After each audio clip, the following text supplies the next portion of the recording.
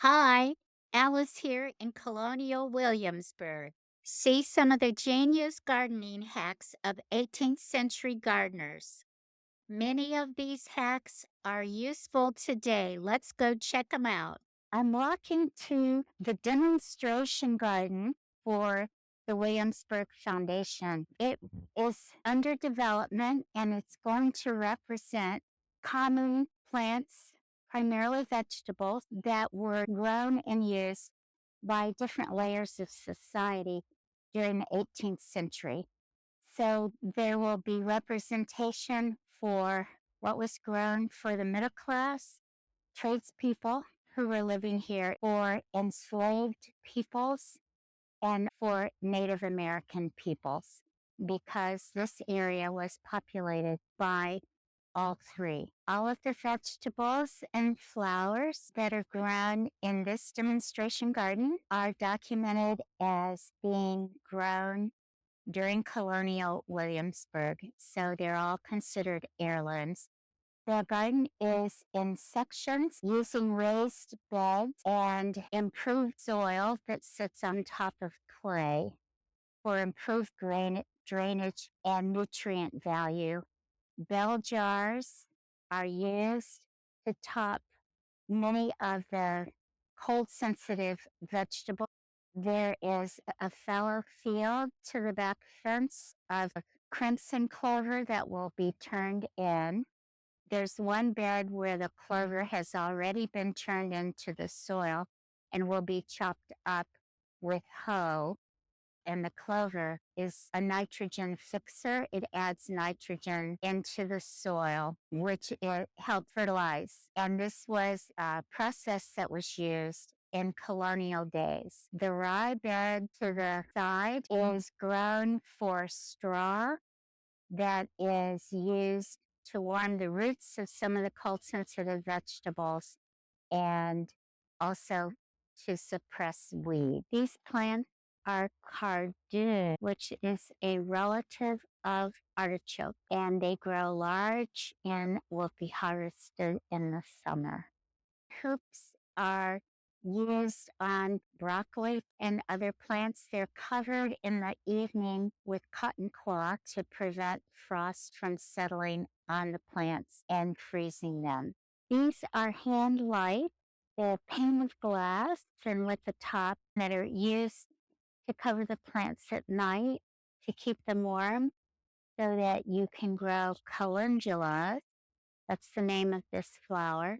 And you can keep the frost and any cold wind so you have some beautiful flowers. They are growing the brown Dutch lettuce. The bell jars are used at night to prevent frost damage, and then they take them off during the day. This area is growing bunch onions in the front, collard greens, kale, and then broccoli, not the tight florets that we think of, and red cabbage. I like how they've mounted the planting areas for the different crops. You can just walk through the area and easily do your weeding and watering. Everything is watered by hand. The hoops over the broccoli are covered with a cotton cloth when the temperatures go 29 degrees and below.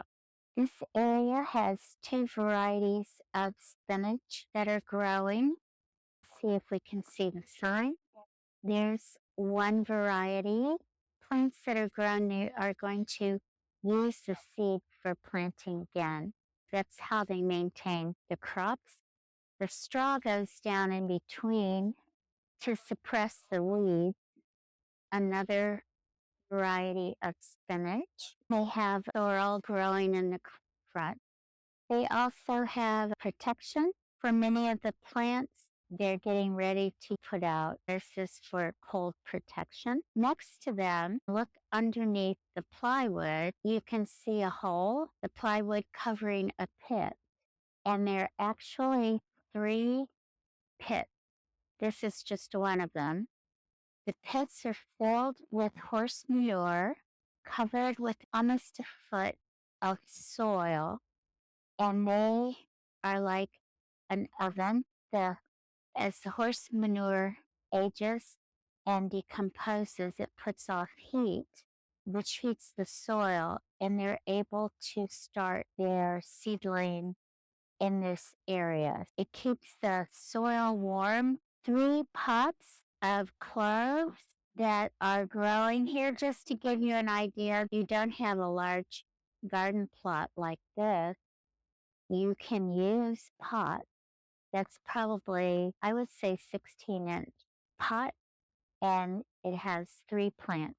You could actually do 3 different type of herbs, or you could mix your herbs in one pot so that you have 3 different kinds of herbs. Just make sure that the watering need and the sun requirements are the same. Williamsburg, Virginia is an inspiring place. It was the capital of Virginia. Its historic area has original 18th century buildings and buildings reconstructed from historical records, drawings, paintings, and archaeological research. Practicing tradespeople like the gardener and historical interpreters share about America's history. Gardeners like we are can appreciate the continuity of gardening practices and the roots of America's freedom from its experiments started in 1776. I hope you enjoyed the video. If you've not subscribed, please subscribe. Garden Yay! See you soon.